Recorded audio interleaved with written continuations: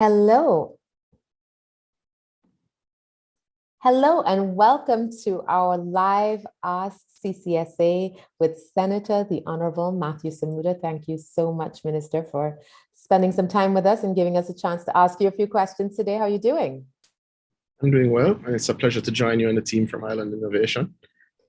Wonderful, wonderful. All right, so let's jump right in. I know that we probably have a lot of questions for all of the amazing things that Jamaica is doing, and we have been profiling and highlighting Jamaica's leadership in climate action across the region, not only because we see you as an example to follow in the region, but also because we're seeing that a lot of the action that's actually happening within the region isn't getting international acclaim. And the problem with that is that it makes it look as though it is the global north that's doing all of the work, and the global south is just sort of coming around and asking for money. And I think that that's unfortunate, because we are making far more progress, I would say, than many of them. And it should be highlighted, because we need to get credit for being under-resourced and still incredibly ambitious. So with that, I'm going to ask you, in the statement at the UN General Assembly, your Prime Minister of Jamaica, Andrew Holness, noted that the country is mainstreaming climate resilience in all of its infrastructure investments. And I wanted to give you a chance to sort of highlight a few of those climate resilient investments for us. Well, thank you for that, and he's right. I think firstly we have to look at the approach. The Jamaica Systemic Risk Assessment tool was launched earlier this year. That is a tool which came to life through support of the CCRI and indeed University of Oxford, and indeed IDB gave us some support as well. Major tool, GCF would have given some cash support as well. I don't want to leave them out. But that tool did a full assessment of our infrastructure needs and what was climate ready and what was not climate ready. We've been putting that into our investment decisions. We've put that into our public investment decisions. So to your point, we're not just waiting on the developed world to give us money to do climate resilient developments. We're actually putting that into our short, medium, and long-term planning to ensure that our capital expenditure, which is growing because of increased fiscal space, reflects the climate risks that we have. One such example, certainly on the adaptation and the resilience side, would be our roadwork and bridge expansion. We're building our roads further inland. We're ensuring that they have appropriate drainage for 1 in 100-year storms. We're ensuring that our bridges are far more sturdy and communities aren't left cut off. We recently would have updated our building codes, which take into consideration Category 5 hurricanes. And these are some of the planning things that we're doing. The infrastructure side is the easy side to discuss, and is perhaps the side that us politicians like to discuss more. There are more roads under construction and being done now at these standards than ever before in Jamaica's history. We've targeted the construction of 70,000 low-income houses by 2025, which will significantly improve our housing stock and ensure that at residential and domestic level, when we have these major climatic events, we're better suited for it. Our bridges, our energy infrastructure, our telecoms infrastructure is also being focused on to ensure that it is better able to deal with the major climatic events. But this infrastructure is also being done in a climate smart way.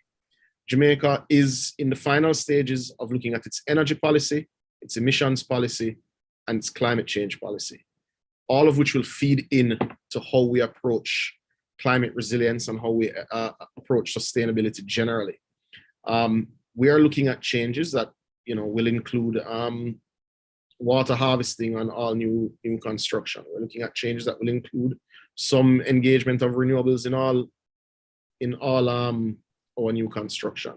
So on the hard side, the infrastructure investments, we're de-risking many of the investments that people would have to make in Jamaica. And Jamaica is at particular risk. We're on a very thin thread, and any major climatic event could set us back from the gains we've made over the last 12 years. And they have been significant, certainly in the management of our macroeconomic environment. And we know that, and that's not something we can hide from. 70% of our population lives within 5 kilometers of the sea. Most of it is certainly 50% of total population is within the southeast end of the island on the plains nearest to the ocean. So if Kingston and St. Andrew through Portmore all the way through Spanish Town to Old Harbour, stretching to Maypen and certainly the southern plains of Clarendon, where much of this new housing will be built, is at particular risk. So anyone who knows that geography knows why us having climate resilient seawalls, proper drainage, proper housing, proper public buildings, ensuring we take as much of our energy grid from above and put it in safe corridors to ensure that it's not impacted in the way that it was. Do the investments in our water system so that saltwater intrusion as sea levels continue to rise actually happens. And we could take each and every one of those categories, and I could speak for hours on each of them, but I was just about to say, I had a whole script of questions to ask you, and just in what you've said, I have the hour covered in clarifying questions on what you've just said. Absolutely. So, we are investing in a manner that protects our people and not just guarantees survival, but hopefully allows us not just to survive, but to thrive. Because I think too much of the conversation is purely around survival as opposed to having been hit over this last 20 years when we started to see these monster climatic events, just around survival, as opposed to this being the new normal. How do we adapt in a manner that allows us to be resilient enough that, we're not asking for donations, we're asking for investment, we're asking for partnerships, we're asking for trade. I think has to be going forward. I think that's absolutely brilliant and such a great strategy. And considering that, compared to most other Caribbean islands, Jamaica has faced its fair amount of setbacks. And certainly economically, you were not in a position to be making those investments for quite some time. And now that you're in that position and have created the fiscal space, you're now investing for the future. So you're not necessarily taking it for granted that you're ahead of the 8 ball. Instead, you are using the economic gains that you've made to make further investment. So, which I think is absolutely brilliant, but everybody's not in your situation. Sure. And, Jamaica's macroeconomic stability has been hard fought, right? So it's something we guard fiercely, and we're not prepared to willy-nilly engage debt, which has been one of the interesting points for us as we engage development partners, especially those in the climate finance space, because many of the products that are suitable for other developing nations are no longer suitable for us. We're not looking for the high interest debt swaps. Not that there are none. There are certainly some debt stock that we'd like to refinance at better rates. But generally, our more toxic debt was dealt with through very painful IMF program. So we've done some of that, not necessarily for climate, but the benefit is still there as we invest in our resilience and in our sustainability long term. Yeah. So tell me about this Jamaica risk assessment approach that you've taken, because how much you mentioned that quite a few partners, GCF, IDB, as well as many others. How much did that cost? Are you at liberty to share?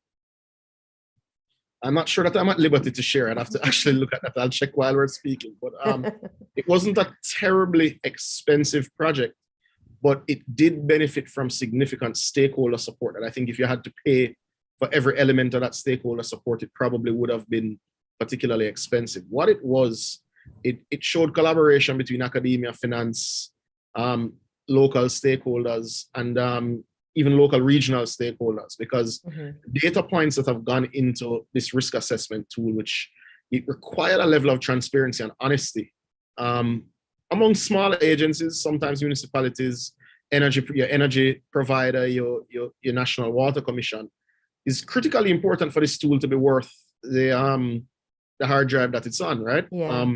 The investment of time. Absolutely. But one of the points which I think is particularly important is that we also engage the PSOJ, the JCC, and the JMEA. So they also have access to this tool as they look at their short and medium term planning for their infrastructure investments and for their factory upgrades and for how they deploy their capital. They can do so in a way that minimizes some of their risk. We're also working with the general insurance industry to ensure that they also incentivize investment in a way that keeps the country afloat with how they set their rates, and that they have the visibility of these things as well. And I want to get back to that point on insurance because I think it's really Sure. important because since, across the region, we have very low rates of insurance, and that puts us on the back foot when there's a disaster. But getting back to the tool, so in terms of who owns the intellectual property for that tool now, because we've rolled out something similar, resilience scorecard, that we're piloting across several islands, including Dominica, Bermuda, Grenada, and Cayman. So it'd be interesting to find out if that's something, the risk assessment that you did, if it's something that could be shared. Well, my understanding is that it would be somewhere between the CCRI and Oxford University in terms of how it was designed. The process, we would obviously have no issue sharing the process with all of our developing friends and neighbors to share with you the sort of coalition you have to bring together to make it work. It's even where it's proprietary, it's not the sort of tool that you want to keep private at all. The sooner other developing nations see their risk levels and can deploy their own capital expenditure in order of priority, you will find that even when you do have these massive climatic events, the impact is, certainly hopefully less. But going back to, so you're targeting energy policy, emissions policy, and climate policy. And I find that super interesting because we see that certainly you've deployed the largest solar project in the English-speaking Caribbean. You are doing massive investments in wind. You're doing massive investments in floating solar. And yet you're still sufficiently ambitious that you want to look at your climate, your energy policy. So what continues to drive that ambition, considering that you've managed to achieve so much? So mitigation, there's a moral imperative for us to all hit our mitigation commitments. Because, and it shouldn't be lost on us that even though we're not the large scale emitters, saying, oh, you must fix it because you did it while we sink, it can't be a reasonable approach, as well as going and kicking and screaming without us also having skin in the game is not the position that I think we need to be in the multilateral community. We need to go and speak as leaders in the space and show that our ambition is being met with appropriate policy and legislative changes, and where there is room for local investment, also backed by local investment. I think that puts us in a very different position with countries who are growing in their emissions, despite the science now, as well as countries who are sending signals of support, but the appropriate funding isn't matching signals of support and technical assistance. So I think that's where we need to put ourselves. At least say our legislative framework and our policy framework is indeed in line with what we've committed.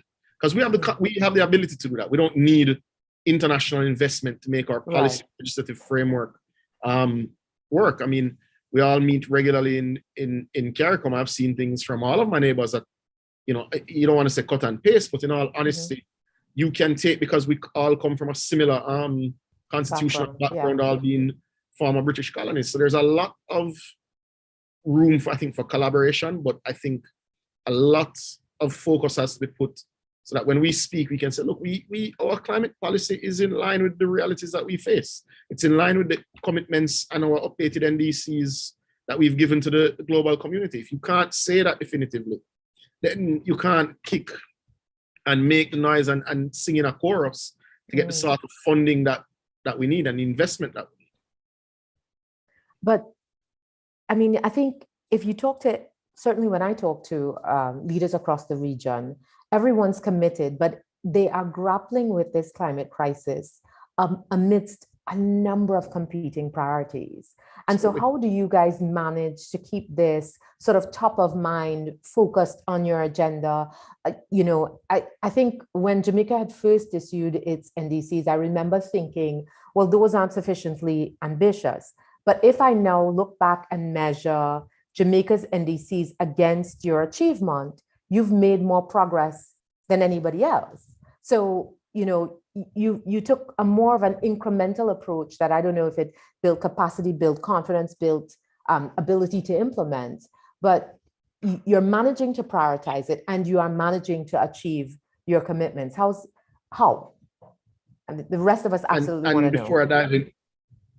And before I dive into that, I think we also have to acknowledge that we were also the first in the region to submit our updated NDCs. Yes. 11th in the world, which are far more ambitious, certainly in emissions cuts, etc. But I think too often in the developing world, definitely in Jamaica, we're not short of ambition, but our declared ambition doesn't come with the appropriate project plans and the realistic assessment of how you get there. So there's always a dissonance, and it's existed across our leaders across decades, where it's not that they didn't do anything wrong by telling you their ambition, but you have to figure out how you projectize it. And I think the conservative approach that Jamaica took in looking at really how we would get there, in the context of some deployments that were probably contrary to it right before this issue would have really come to the fore. So you'd have deployed capital in energy production and in certain things before that, as a developing country, you couldn't take offline the same day. Yeah. So I think ours was conservative enough for us to achieve it, while also gradually bringing society along. So I'll use the opportunity to give former CCD director, May Gordon, quite a bit of credit, because she'd have led that process. And phenomenal. We are huge fans of hers.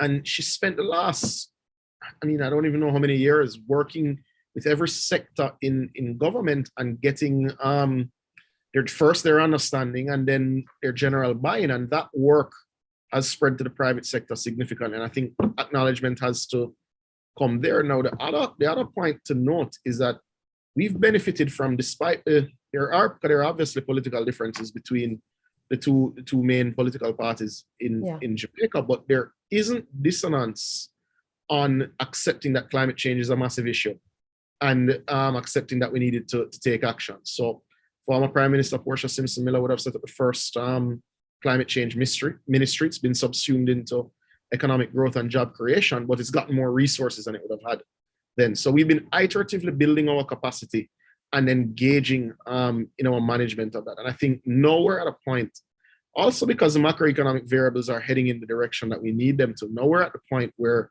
we're able to move that ambitious goalpost a little further and to be able to implement much faster. But we also have an economic imperative to do so. It's not just because we're climate warriors and we're so worried about climate change. Jamaica can map its poverty rates to energy prices since independence. Every time there's an energy crisis, poverty rates increase in Jamaica. Now, the ability for solar, wind, hydro to give you stable, predictable, and in many cases much lower energy costs over a long period is an economic imperative and a developmental, not just a climate imperative for Jamaica to bring that stability. Now, it has to be done in a very orderly way, structured, well-planned. We're not in the business of destroying people's investments, certainly being in the case of JPS, but we do have to bring our energy costs in line with much of the developed world if we want to get there. Our cost of energy is far too high. Yeah. And it affects, our cost of energy affects our development and our resilience investment. Yeah. No two ways about that. So whereas, there and your competitiveness. Absolutely. And there are many countries in the region who it's their public debt level that's affecting them versus their energy level. We've dealt with our public debt level, not dealt with to the point where it's no longer a discussion point or a concern. We're about 91%, give or take. Hopefully in the next fiscal year, we'll get to somewhere in the 80s and continue down to 60 by 2027, 2028, thereabout, which is a point that allows you to, respond to crises and shocks. Yeah. But we also simultaneously have to deal with the unpredictability of energy markets and take that out of the equation for our budgeting process.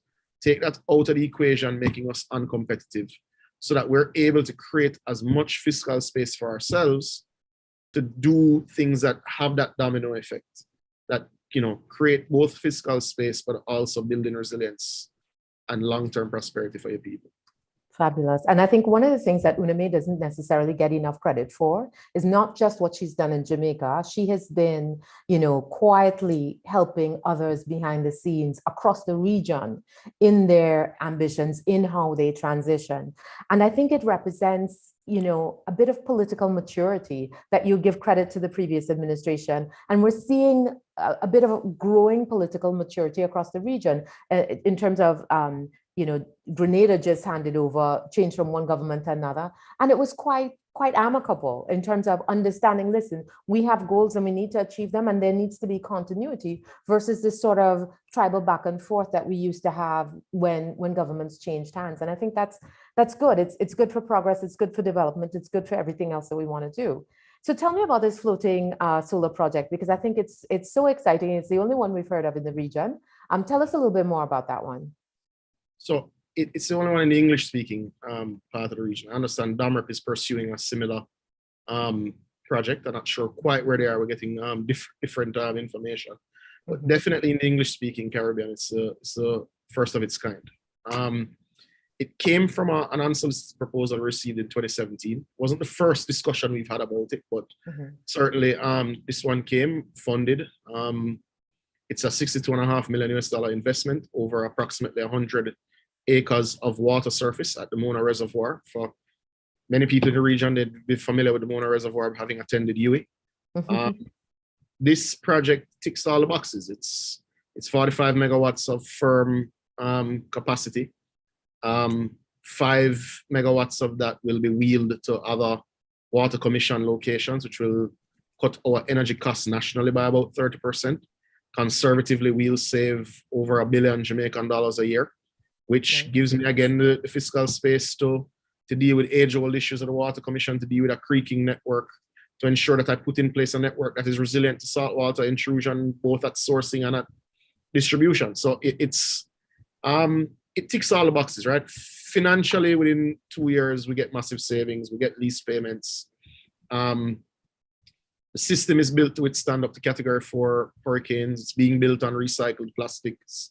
The panels are giving you higher efficiency than was calculated in the proposal, so we may have more energy than we contemplated.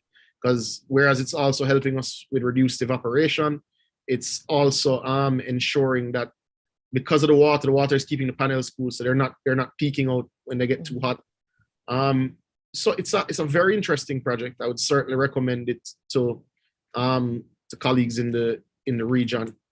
We all have problems with our water distribution system. I mean, to varying degrees. Some of us deal with desalinated water. Others do have fresh water, but we all have distribution issues.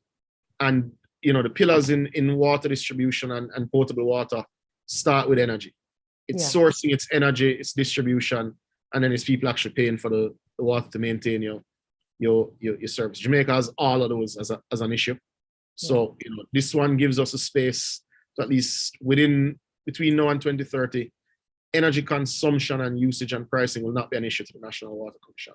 So we'd have actually corrected one of the pillars that allow us to tick that development box and tick that climate resilient box to say that our water systems and network is in a state to manage the risks that are and the threats which are undoubtedly going to come, and that we've taken it from being a fiscal risk to being an entity that the country can be proud of.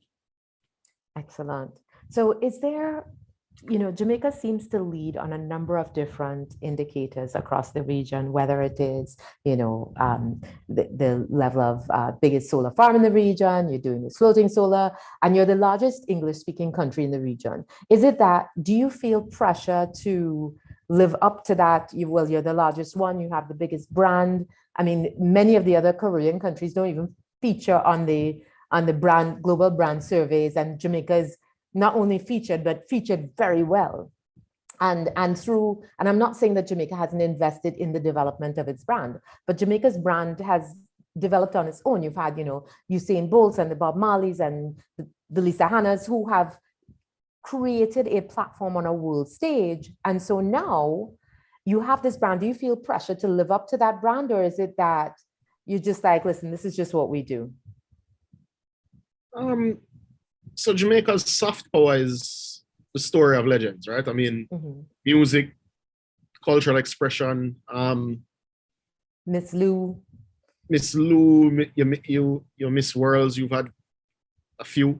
Our soft power is well known, well established, and that does create a sense of pride and a sense of determination to achieve things in a way that we're proud of. I don't think I look at it from a regional competition standpoint. I think when we see successes in the region, we celebrate those too, right? And they're as much ours as we hope that ours are theirs.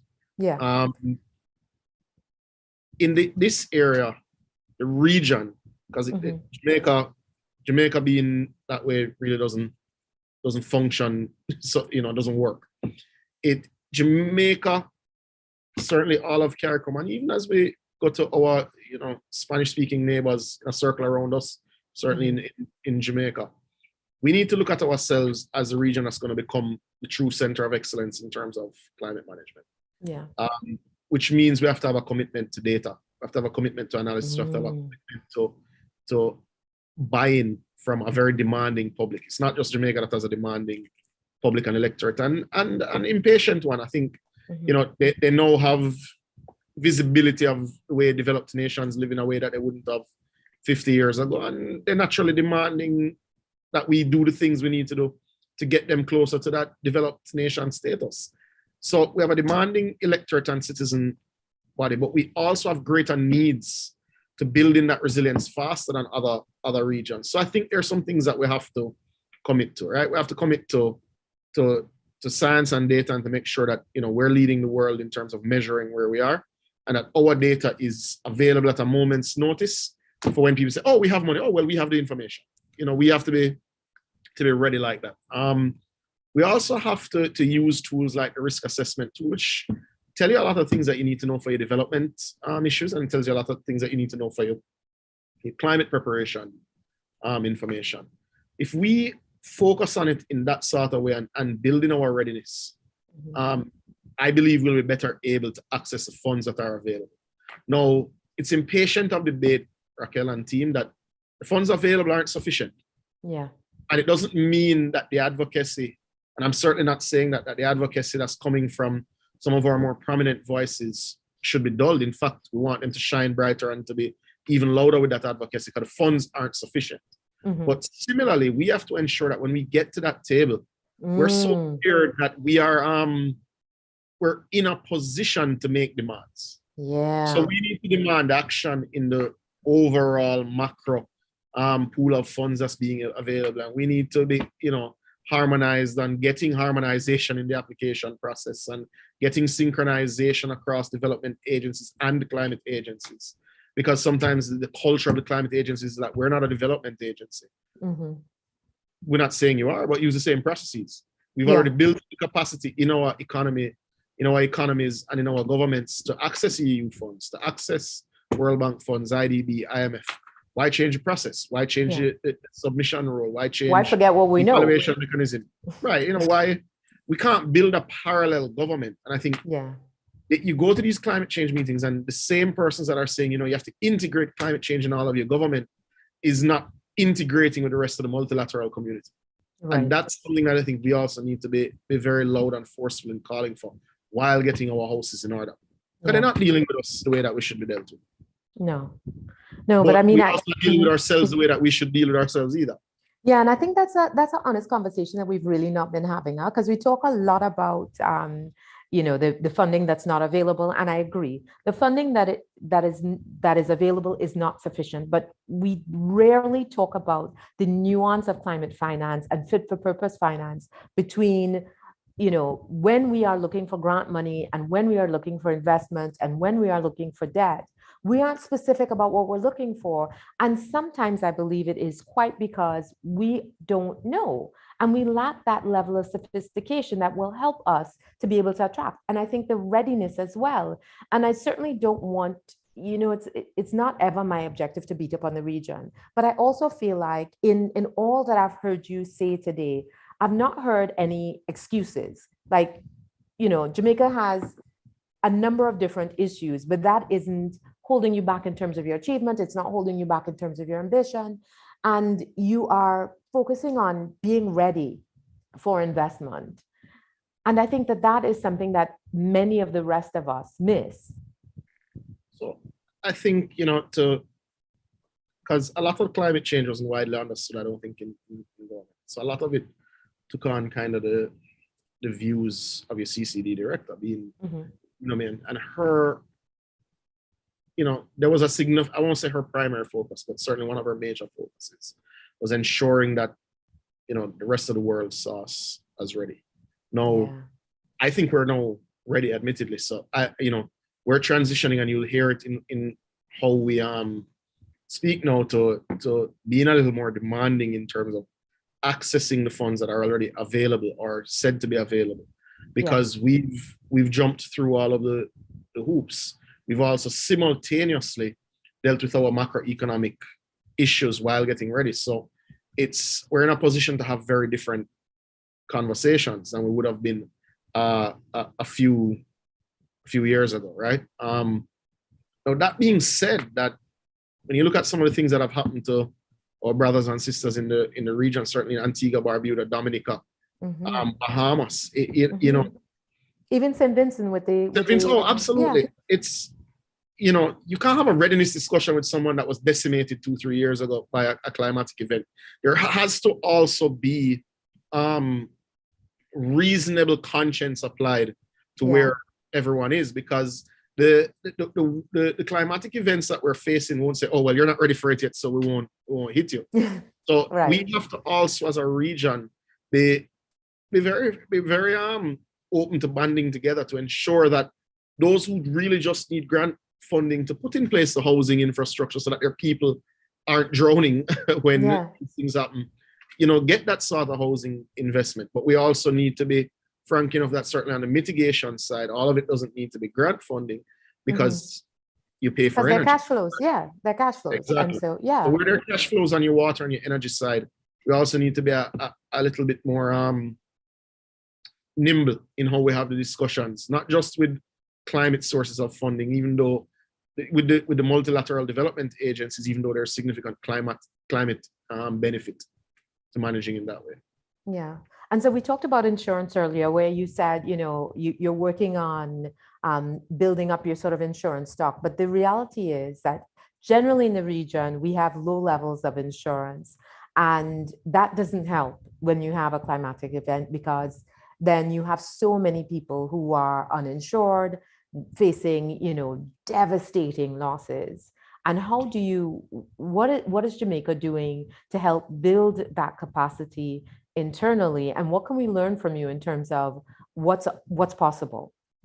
So at the general insurance space, and certainly from commercial engagement and residential engagement of general insurance, we haven't done a good job. That's not an area that, you know, we hold up as a success. Where we have had I think some notable success, and is an area that, you know, we're particularly proud of, is, you know, the big insurance program, which is our cat bond. So having launched the first cat bond in the region and gotten it funded by the World Bank, we think that's important. That builds in the resilience for our economy to be able to recover very fast. We have a lot of work to do on the issue of general insurance, but regionally, I'm very concerned with some of the what you're picking up out of Europe, especially with our reinsurers, in terms of what they want the rates to be.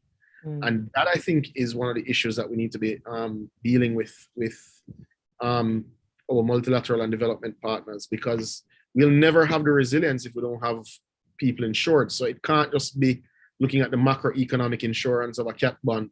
We also need to get things done that creates critical mass for our people to be able to insure their 600 square foot home, their 300 square foot business. Because when that, you know, that financial support is there at the micro level, economies are able to get back up on their feet, and people are able to return to normal, you know, the new normal much faster. So it is, I think, one of the major challenges the region and SIDS generally face, because the rates we're getting from reinsurers based on relative to our economic size is not going to facilitate the levels of general insurance that we need for our society to be deemed really resilient, not just at the macro level, but at the community level. So that's an area of concern. I don't think we've delved into it in a way that we need to at the CARICOM or or even going outside at the AOSIS level where it's not limited to us. It's not just SIDS. I think that's something that firmly needs to be put on the agenda. And how do we pool together to create the critical mass that changes the risk profile? Just so for people who are listening and don't know what a cat bond is, please explain the catastrophe bond. So in essence, if you have a climatic event or any catastrophe that has a particular level of impact on your society, infrastructure down, energy damage, water down, certainly impact on your ports of entry, which affects your ability to trade and even receive assistance.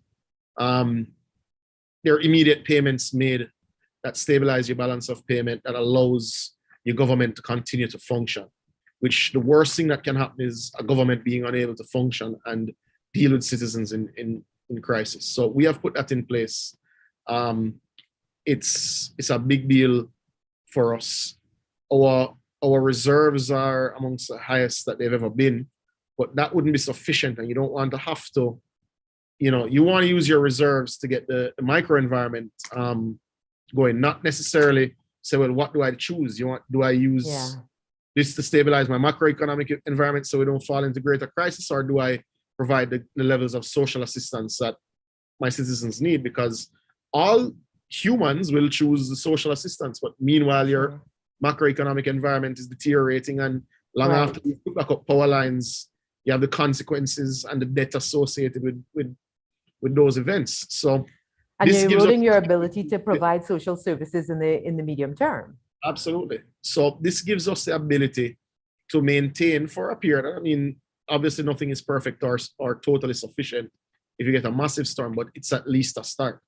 And I think we expect the premiums to be renewed on that when time comes. We expect to even potentially increase coverage, which, you don't want these events to happen, but you want to be as prepared as you possibly can be for when that day eventually will come.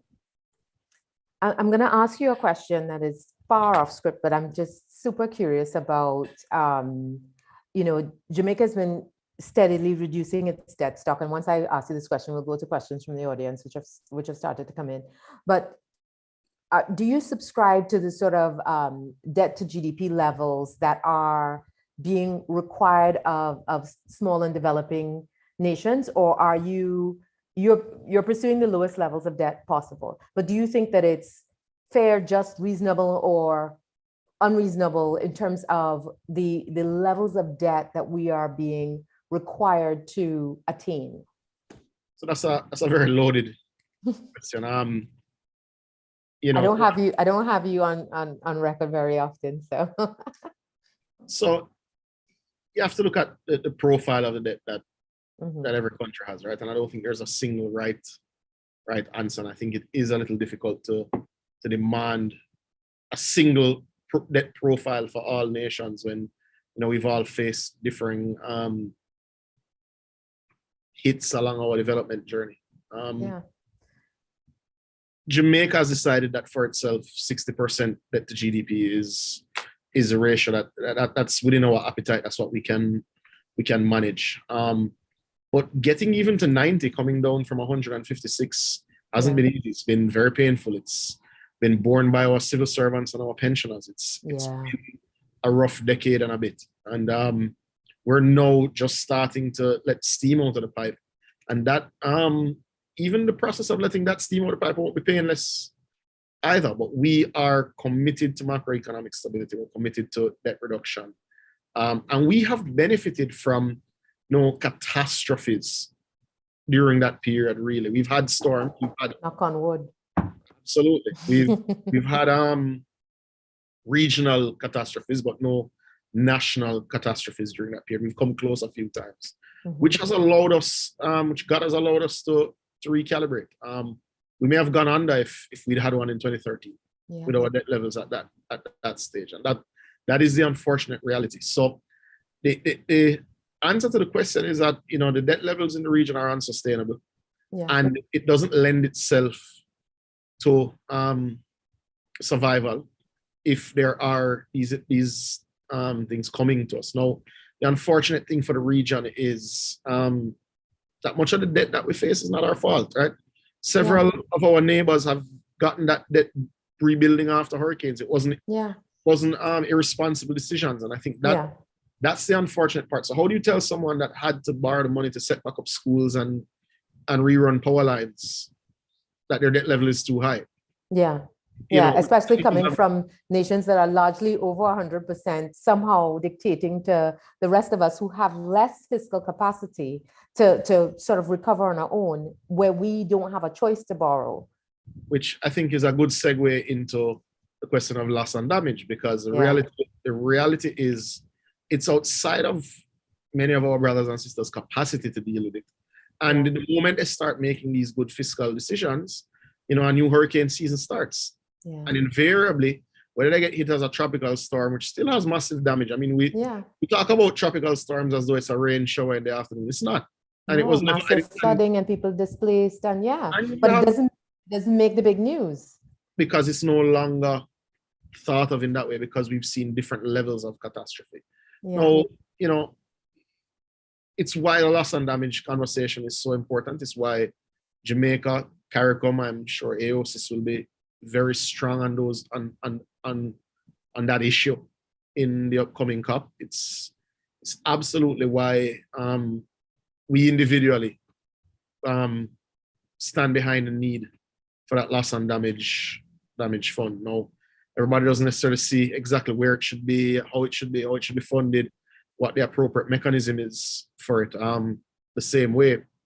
But I think there's growing acceptance that there absolutely has to be loss and damage to cover the gaps for those who can't get a catastrophe, cover the gaps for those who are uninsured, and function in many ways in a way which is a bad word in the multilateral negotiation, but I've never been accused of being a diplomat, the reparatory way that it needs to. Yeah. But I mean, when you think about loss and damage, so I'm going to ask you two questions. One, is that what you would wish for? If I gave you a magic wand for COP27, is loss and damage and an ultimate solution to loss and damage be the thing that you would wish for? And I want to point out the fact that currently with Scotland and that city in Belgium and now Denmark and a couple of philanthropists, we have 20 million committed to loss and damage. Hurricane Ian that just hit caused $67 billion worth of damage. We are so far from where we need to be. This is one event, 67 billion worth of damage. And we have so far been able to amass $20 million. So where we are is at the icebreaker. We haven't dived into the conversation yet. We haven't had a second date. We're not at the point of our relationship yet with the developed world in terms of how we're going to approach loss and damage. And that's something we have to accept. Now, in the same breath, I'm not gonna not say that I'm happy to hear that Denmark has acknowledged the absolute need. Now, I think also it's because they're not one of the larger emitters in that sort of way. So the impact on their, I'm not sure it's easy for anybody, but it's not as difficult as it would be for others, right? But coming from a developed nation in that way, it sends the right signal. And I think their departure from the positions of many of their neighbors and counterparts in the developed world is heartening. So I want to put on record that, we're happy that they've taken that position. Absolutely. No, the money doesn't count. It's very small. It's irrelevant. But it's momentum. It's momentum moving in the right direction. Yeah. Principally, it's the right thing to do. Absolutely. Magic Wand, there's look, we have real mitigation needs. We have real adaptation needs. It's really kind of upsetting that we have to be, moving on to adding something else to shout and kick and scream about when we haven't got adaptation. We haven't scratched the surface with adaptation funding.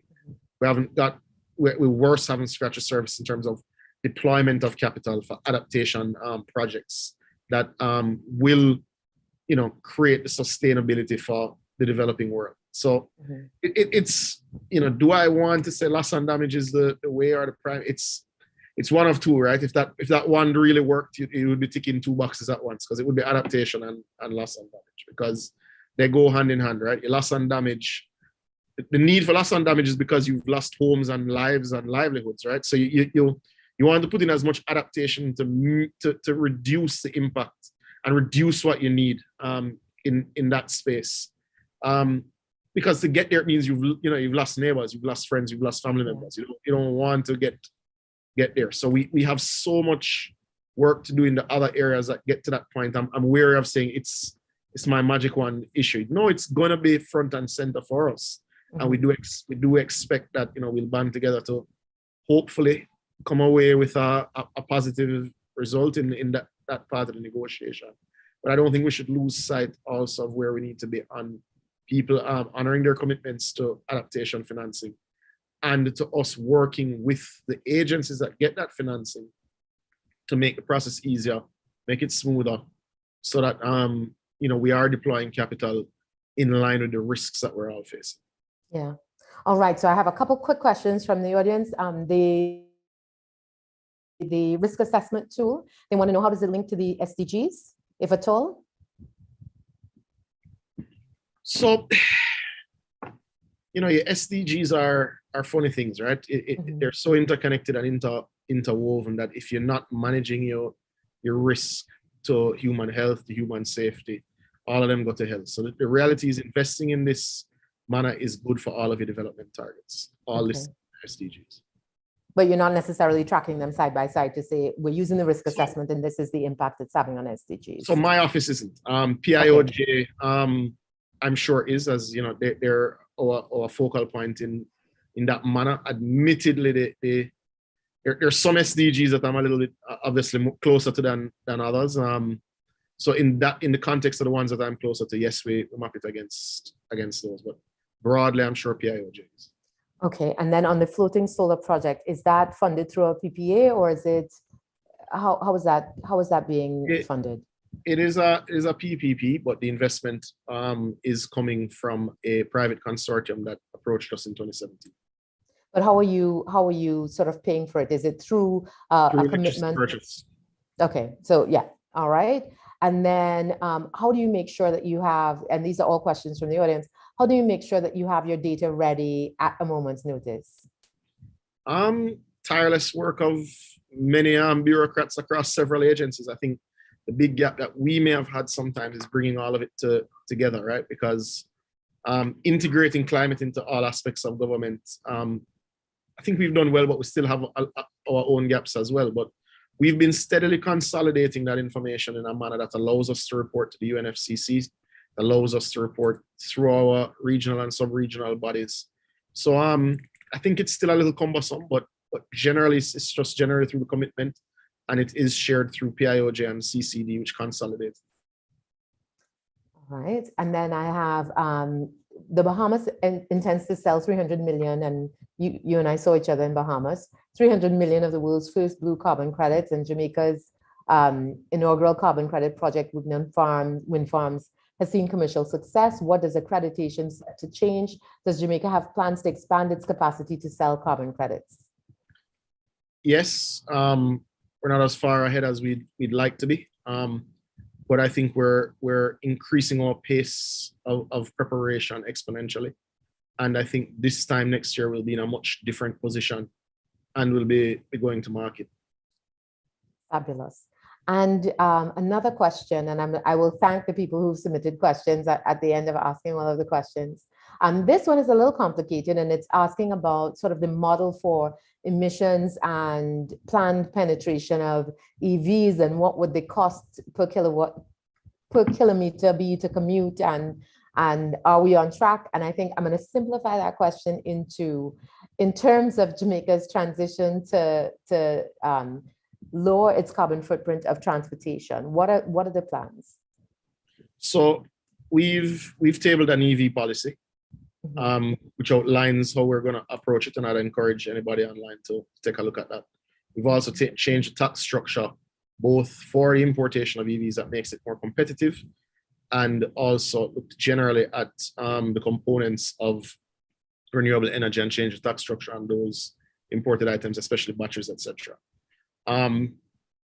We all know we need to get there. Question is best way of mobilization. The difference in cost per kilometer, fuel versus EV charge, is about 60% less in Jamaica. So, that gives you the financial model that allows private citizens, private businesses to make their own transition. From the government's perspective, it is still difficult because we still, as much as we have so much more fiscal space and we still have so much more fiscal space we need. So there's always a conversation, do I front load the savings by buying,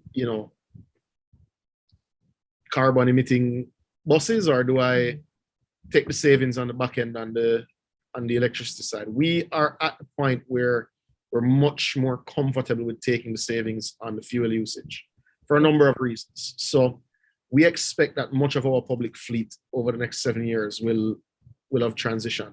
And that is a big part of our NDC commitments as well. And you saw, like in Bermuda, they actually purchased some buses that reduced the cost of acquisition. So they aren't even waiting for the savings later on. They're getting the savings now. Now, granted, smaller plays, smaller buses, but we've reached a bit of a tipping point in terms of ability to capture savings a lot earlier, if not upon purchase. There are a number of models and there are a number of suppliers that are now creating very interesting opportunities for small islands, municipalities globally, not just in the developing world. The financing options really are in favor of EVs.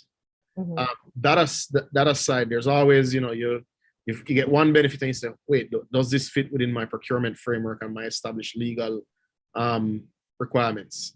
And the answer is not always yes. And then you say, oh, well, we need to get here and this is where we're going to save the money. So now we have to go and amend our procurement laws. Now you have to, so it's never as simple as it looks. But yes, I expect that we'll hit our targets for 2030 well within time. So Marlon Kwesi has just asked the question I was just about to ask you. Great job, Marlon. Where can we find this EV policy? Online? It's online. It should be on the Ministry of Science, Energy and Technology's website. Fabulous. And I also so what can we do, ordinary citizens, if we want to help Jamaica in this quest for climate transition? And this will be my last question before I thank you and all of the people who've been watching and all of the questions that have been asked. So the first thing is to be conscious. Did I drive more than I had to? And I mean, also you're wasting your time and you're spending more hours in traffic than you need to. Did I give thought to, driving in a systematic way? Did I leave my lights on at home? Am I using energy efficient appliances? Am I using a diesel vehicle versus an unleaded versus a CNLG or an electric vehicle? You make conscious decisions with how you spend your money, how you spend your time, and that's one of the things that affects us the most. We make it with our diets as well. I mean, the emissions from animals are, amongst your largest causes. You make it with how you fly, you make it with the routes you take to spaces. It's really just bringing about a consciousness and accepting that we do have a role in that space. And I mean, I like a good steak as much as anyone else. I just don't have it as often as I used to because of the moral imperative to cut. The irony of the Jamaican promoting consciousness. I like it. Thank you so much, Minister. Thank you, Marlon. Thank you, Tara Saf. Thank you, Rick Case. Thank you, Keisha Farnham. Thank you, Rick Warner. Thank you, Island Innovation. But most of all, thank you, Minister Samuda, for this wonderful conversation about Jamaica's climate ambitions and all of the amazing things that you're doing. You are certainly an example to the rest of us, and we need to highlight our shining stars. I think there are marvelous examples across the region of wonderful things that we are all doing, and it really, we cannot highlight that enough. And thank you as well to my wonderful CCSA team for all of your hard work in putting this conversation together. Thank you, and see you at the next one. Bye-bye. Thanks for having me. Thank you.